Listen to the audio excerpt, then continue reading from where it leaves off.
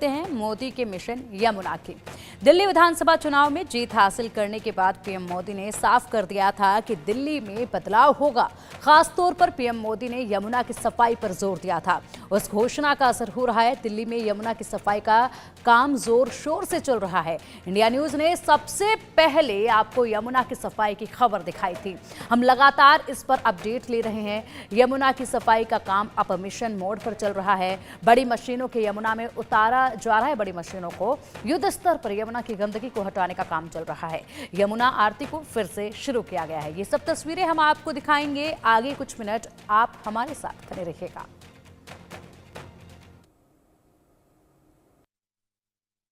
यमुना का मुद्दा इस तरीके से उठा कि आम आदमी पार्टी की सरकार चली गई और भाजपा 27 साल के बाद में सत्ता में काबिज हुई है। मैं मौजूद हूँ अभी कालिंदी कुंज के घाट के पास में। आप ये देखेंगे नदी जो यमुना जीवनदायिनी कही जाती है, जो लाखों जीव को जीवन देती है, उसकी हालात ऐसी है कि आप यहाँ पर देख सकते हैं सिर्फ जानवर मंडरा रहे हैं और पूरी नदी गंदगी से भरी हुई है। आज हम जानेंगे कि यमुना नदी में जो जीवन है वो कितना बचा हुआ है।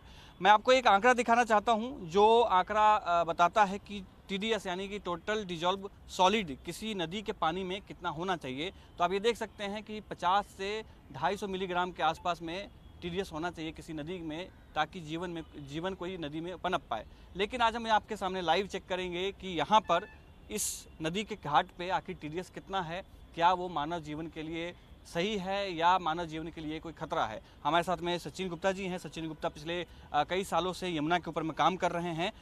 सचिन, पहले ये बताइए कि जो साफ़ सफाई वाला जो अभियान चल रहा है, क्या लगता है कि कितने दिनों में यमुना साफ़ हो जाएगी? आदित्य भाई, सबसे पहले मैं आपका धन्यवाद दूंगा जो आपने सबसे पहले जो छठ के टाइम पे आपने जो शुरुआत करी थी, जिसने पूरी दुनिया का ध्यान आकर्षित करा दिल्ली की ओर। और दिल्ली की जो जीवनदायिनी माँ यमुना है, इसकी तरफ सारी दुनिया ने देखा और उस तरह से आपकी जो वीडियोस थी, जितनी ज़्यादा आपने पूरे इंटरनेशनल लेवल तक लोगों तक दिखाया कि हाँ, जो जीवनदायिनी है उसको किस तरह से हम लोग खुद मृत करने की कगार पर खड़े हैं। तो मैं इसके साथ इंडिया न्यूज़ और आपको बहुत बहुत धन्यवाद दूंगा। देखते हैं कि आप नदी है, नदी जिसको हम माँ मानते हैं, माँ की स्थिति इस तरह से बदतर कर दी गई है। आप देख सकते हैं पानी का लेवल, मैं आपको दिखाता हूँ एक पानी जो कि ये पानी हम निकाल रहे हैं और दिखा दीजिए।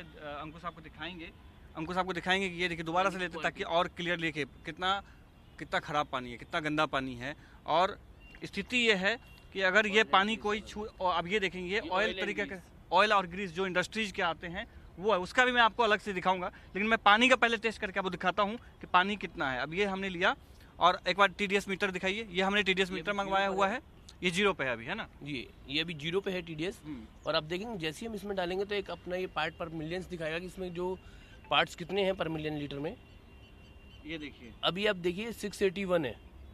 681 जो बहुत ही ज़्यादा कितना घातक है। 681 बहुत ज़्यादा है। मैं आपको जैसे बता रहा था कि नदी का जो पानी होता है उसमें TDS कितना होना चाहिए, 500 से 250, लेकिन 50 से 250, लेकिन इसमें कितना है 681, 681 यानी 3 से 3 गुना के लगभग आसपास 3 गुना है। और ये बहुत ही हानिकारक है, बहुत ही पार्ट्स पर मिलियन, बहुत ही ज़्यादा घातक है। ये पानी ना तो पीने योग्य है, ना ही सिंचाई योग्य है, ना ही किसी काम के लिए, क्योंकि जानवरों को कहाँ से RO का पानी मिलेगा। हम लोग तो RO और अपने घरेलू वाटर से दुनिया भर की चीज़ें करके लेते हैं, बट जानवर कहाँ से RO लाएगा, और जो पशु पक्षी कहाँ से RO की चीज़ें करेंगे। तो आप देख सकते हैं नदी के आसपास बहुत से ऐसे लोग, ऐसी बस्तियाँ हैं जो डायरेक्टली हैंडपम्प के माध्यम से या टोटियों के माध्यम से पानी पीने को मजबूर है।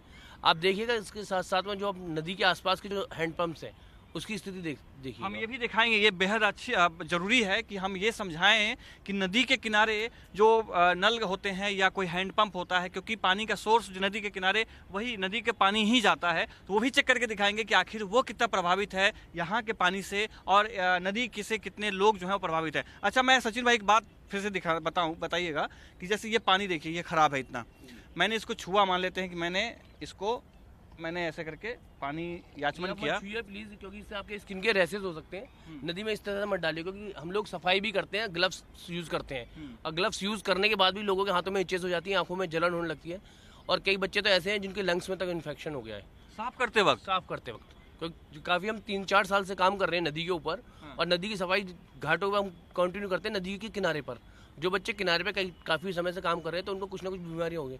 कई लोग ऐसे भी जिनको अस्थमा तक की शिकायतें अब शुरू हो गई हैं। इसके पानी से छूने से, इसके प्रदूषण से अस्थमा तक हो गया है। हाँ, अस्थमा तक हो गया। इसके आसपास जो सिर्फ काम करने, सिर्फ इसके आसपास के एरिया में वातावरण में सांस लेने से। हाँ, ये बात सही कह रहे हैं। जैसे मैं भी यहाँ पे हम दोनों हैं, हमारे कैमरा पर्सन अंकुश भी हैं, वो महसूस कर पा रहे होंगे, हम तीनों महसूस कर पा रहे होंगे कि यहाँ की जो बदबू है वो बहुत ज़्यादा खतरनाक है। आंखों में जो जलन है वो बहुत ज़्यादा है। और मैं आपको बताऊँ, आपने जिस बात का जिक्र किया कि छठ के समय में मेरे वीडियो वायरल हुआ था, जो खबर थी इंडिया न्यूज़ की, उस वक्त भी मेरे शरीर पे इचिंग हो रही थी, मुझे इन्फेक्शन हुए थे। और आपको याद होगा वीरेंद्र सचदेवा जब नहाने आए थे तो वो 3 दिन तक भर्ती हुए थे। आप देख सकते हैं कि ये तो वो है कि जो लोग राजनीतिक या उस तरह के कारणों से जो थे, बट आम इंसान का जीवन पे आप देख सकते हैं कि क्या असर पड़ता है। वो तो कुछ दिन की बात थी, और जो लोग रेगुलर इस चीज़ को देख रहे हैं, जो पर डे इस चीज़ को महसूस कर रहे हैं और मजबूर है।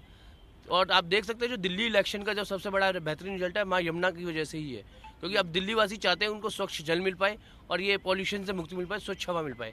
और आगामी हम देखते हैं कि जो नई सरकार आई है, वो जो दिल्ली जल बोर्ड के हिसाब से उन्होंने बोला है कि ये दिसंबर 2024 तक जो उनका जो वाटर ट्रीटमेंट है वो काफ़ी बेहतर कर देंगे और वो 964 MGD पहुंचा दिया जाएगा। अब कुछ देर और बीत चुका है, अब मैं एक बार दोबारा चेक करूंगा ताकि आप और अच्छे से समझ पाएं कि हर बार पानी चेक करने से आपका पानी का TDS जो है वो अलग-अलग आएगा। कितना जा रहा है और कितना आ रहा है। अब दिखाइएगा एक बार फिर से। अभी हमने ये 0 कहा, ये 0 दिखाया हमने, और फिर से हम ले रहे हैं। अब ये देखिए, ये ग्रीस और ऑयल का पानी हमने लिया। एक बार सचिन भाई इसमें डालिए, देखिए कितना है। ये देखिए और बढ़ा ही 697। अब देख रहे हैं कि पानी इतना ज़्यादा खतरनाक है, कितना आदमी को नुकसान करता होगा जो लोग यहाँ पे आके याचमन करते हैं। क्योंकि सनातन धर्म में यमुना का बहुत बड़ा महत्व है। यमुना से लोग पूजा पाठ करते हैं, यहाँ के पानी से लोग आचमन करते हैं, घरों में इसको रखते हैं ताकि किसी समय में पूजा पाठ में ज़रूरत पड़ सके। ऐसी स्थिति में ये हालात है यमुना में TDS का, यानी कि टोटल डिजॉल्व सॉलिड। अच्छा, इस सॉलिड यानी इसमें कुछ ना कुछ सॉलिड की मात्रा है, तो ये कहाँ से आया, इसमें क्या लगता है आपको? इसमें जो इंडस्ट्रीज में जो अनऑथोराइज सीवेज मिला दिया जा रहा है, सबसे बड़ा कारण ये है। दूसरा ये जो इंडस्ट्रीज को जो अपना ट्रीटमेंट करके जो पानी उनमें नदियों में मिलाना चाहिए, इसका मतलब है कि इंडस्ट्री से कहीं ना कहीं इसमें डायरेक्टली मिला हुआ है।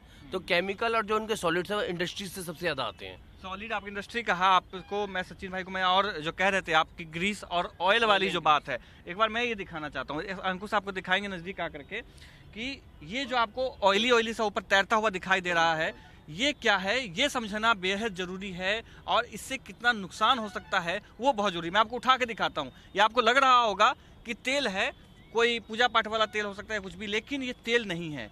ये देखिए, ये तार है। ये देखिए, ये मैंने रखा और ये मैंने हाथ में ऐसे रखा। ये देखिए कितना खतरनाक होता होगा ये मानव शरीर के लिए। अब ये देखिए, ये है। और दिखाता हूँ मैं आपको, ये थोड़ा सा मैं ज़्यादा लेता हूँ। अंकुश थोड़ा सा आगे आएंगे और दिखाएंगे आपको किस तरीके से है। होता है ना, इसकी वजह मैं माफ़ी चाहूँगा रोकने के लिए बीच में। हाँ। जो शरीर में कैंसर और सांस लेने के ऐसे होता है ना, यही आपके फेफड़ों में जमता है। ये देखिए, यही हवा के माध्यम से नदी किनारे वाले लोगों को अधिकतर मिलेगा आपको। ये देखिए, नदी किनारे की जो बेल्ट है आपको ऑटोमेटिकली आपके शरीर में पहुंच जाता है, सिर्फ सांस लेने के तरीके से ही। ये हवा में तक घुलती हैं ये चीज़ें। अच्छा, इतना नुकसान करती हैं ये? नुकसान करता है। आप नदी में आप 2-3 घंटे रह जाएंगे तो आपको बिना खांसी के रह नहीं सकते। आपको ऐसी स्थिति बन जाएगी कि आपको शाम को न्यूबलाइजर या फिर हो सकता है एडमिट भी होना पड़े। अच्छा, आपके पास डॉक्यूमेंट्स कुछ हैं, आप वो डॉक्यूमेंट्स जरूर दिखाइए कि उसका क्या मतलब है और किस तरीके से है। जैसे ये वाला क्या है?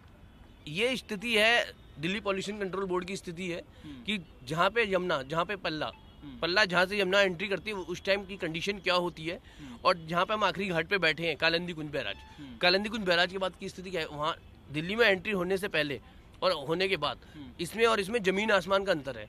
क्या दिल्ली वासी को जो यमुना जिस कंडीशन में मिल रही है, जो जीवनदायिनी माँ की स्थिति जो वहाँ पे है, क्या दिल्ली वासियों का फर्ज नहीं बनता कि आखिरी घाट पे वो यूपी वाले को भी उसी तरह कर रहे हैं? दिल्ली का सारा कचरा यूपी वाले झेलते हैं। इसका क्या सॉल्यूशन है? नई सरकार किस इस दिशा में क्या कदम उठाएगी? अच्छा, मैं जानना चाहता हूँ कि क्या सरकार के जो प्रयास है, इससे कितने दिनों में यमुना साफ हो सकती है? देखो, सरकार चाहे तो, अब देखो एक छोटा सा एग्जांपल मैं बताता हूँ। अगर सरकारें चाहे तो रात रात में जिस तरह से नोटबंदी कर सकती है, तो उस तरह से आर्मी प्रयासों से बहुत सारी चीज़ें हो सकती हैं।